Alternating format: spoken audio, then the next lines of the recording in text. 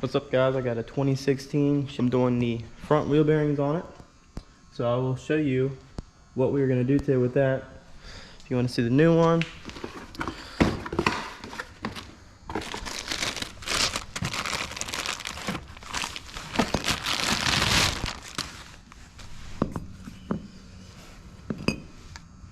Told me 3 bolts to hold it on. It's actually a pretty simple job. Today I'm working with a 22 to get the lug nuts off. We got my electric ratchet, size T40. Let's see what we're going to use that for. Size 36 for the wheel bearing nut. I got a 13, and I got a short 13 with an extension. Little chisel to help out, another ratchet, and of course a size 18 for the brake caliper bolts, and a big old sledgehammer. And I can't forget this. Show you what we'll use that for also. That is the tools I'm using today. I will do my best to give you guys a good way to get the wheel bearing assembly off and back on. Here we go. Alright, so I'm going to take my 18. I've already loosened the bolts up, but the caliper bolts right there, you see that one loose? There's one right down here, loose. Just going to finish taking those off.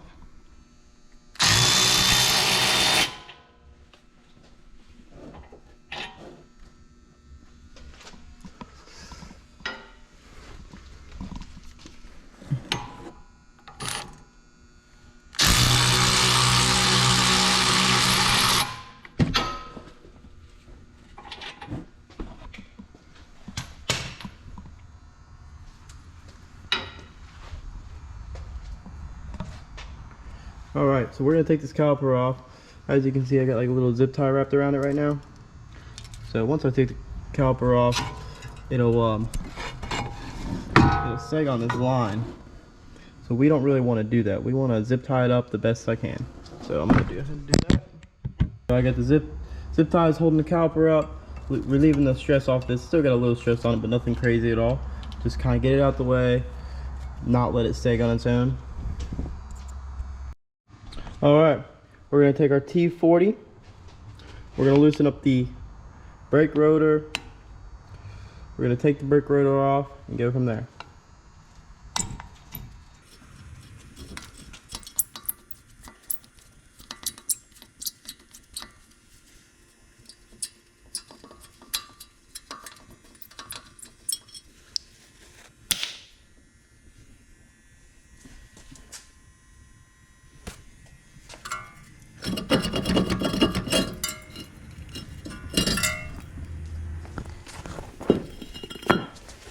Next up, we're going to take this wheel bearing bolt off,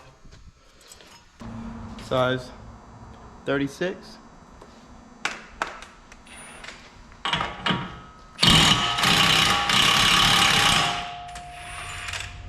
Just like that, bolt off.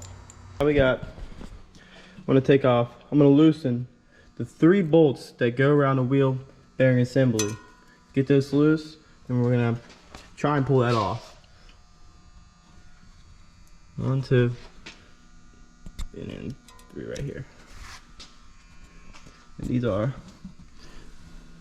right in front of the axle right here. They go around, there's 3 of them. Alright, I'm using my 13 for these bolts.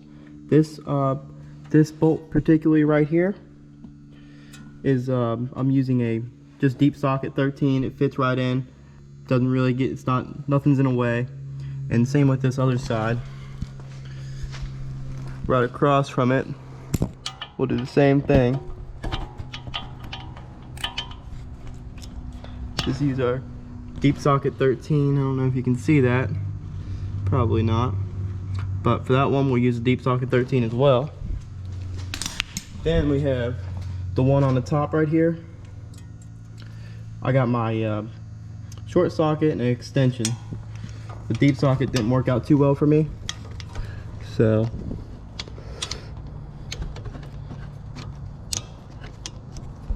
kind of sits right on top. That way I can get to it right here.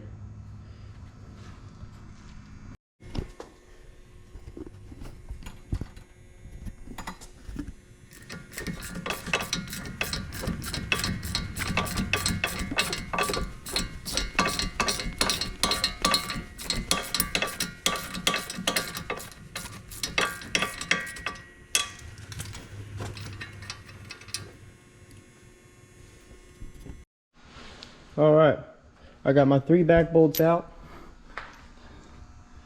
You know, one went right here, one went right up the top, and then switch to this side.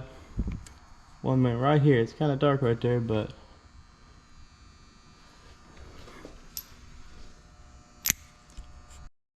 all right, so what we got left is I took the 3 bolts out the hub, wheel bearing hub assembly. Now, it don't just, you know, pull off. This is actually really hard to get off. I'm sure they make puller tools for this, but I do not have one.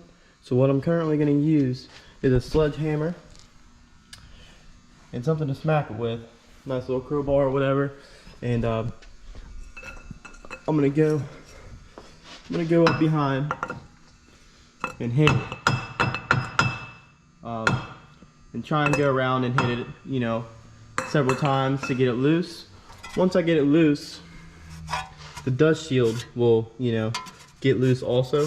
So once the dust shield's loose, I'll be able to spin it over here, and that way I can hit on this side easier too, to make it equally pop out. And I'll go ahead and show you what I'm doing.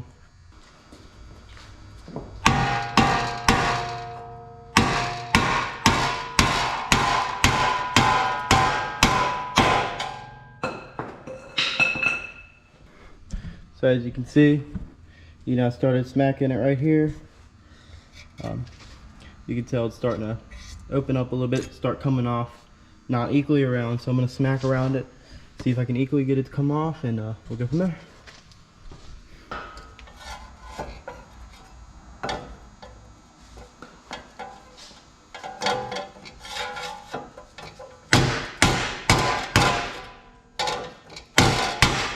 On this side, came back on this side. You can tell it's starting to put a gap in it, start slowly coming off. You know, it's not that easy, but like I said, I can move the dust shield now. So if I want to, I can kind of move it around, get some easier hits this way, and I'll let it slowly come off. Just try to avoid hitting the dust shield. You don't want to bend it all up. Worst case, you'll bend it back, but just nicer to make things easier, move things out the way, and keep smacking away.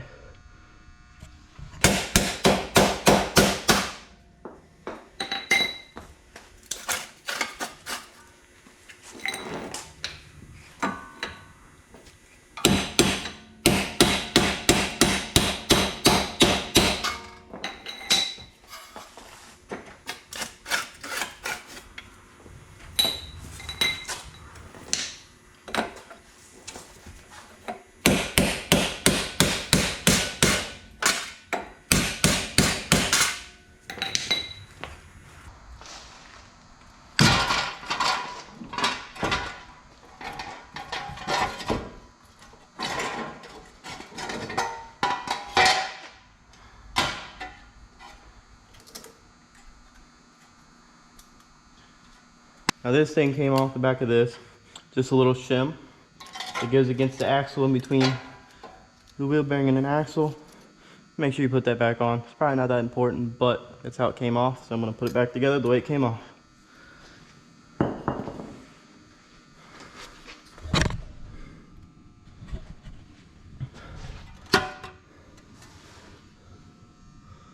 All right. Out with the old and with the new.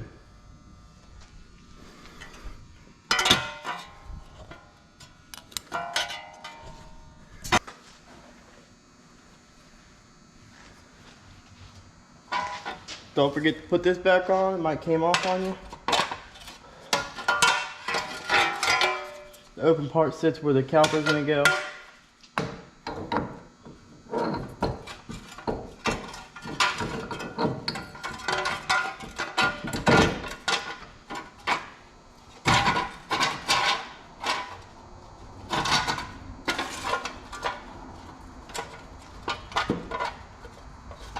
Alright, I just got that on there.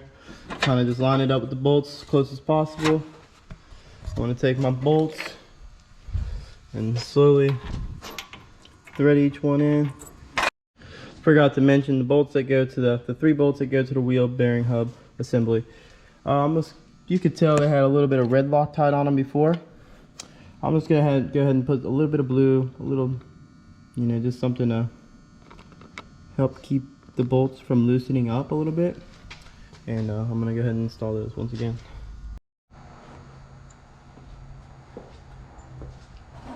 Put this on.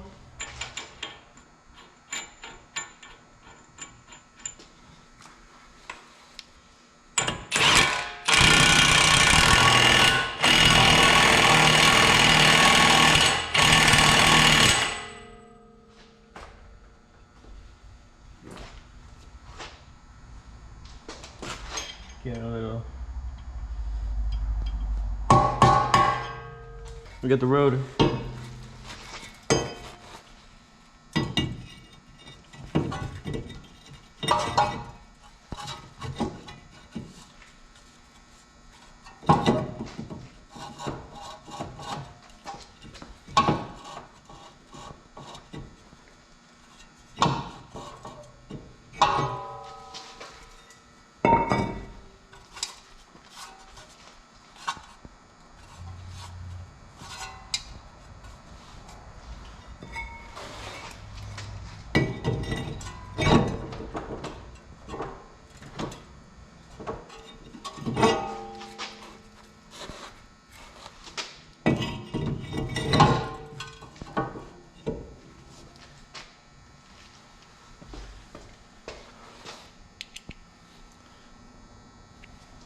Put the rotor on.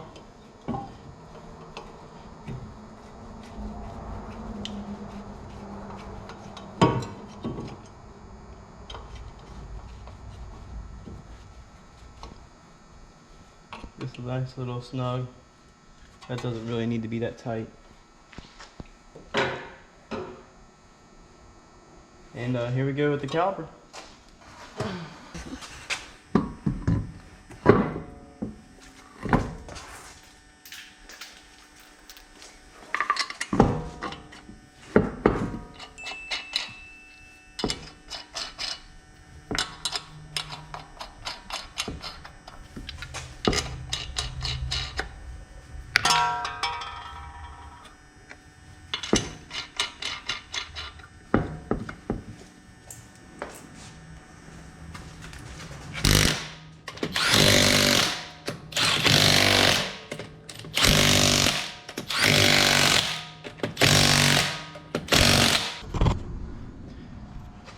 And there goes a wheel bearing job for a 2016 Chevy Equinox.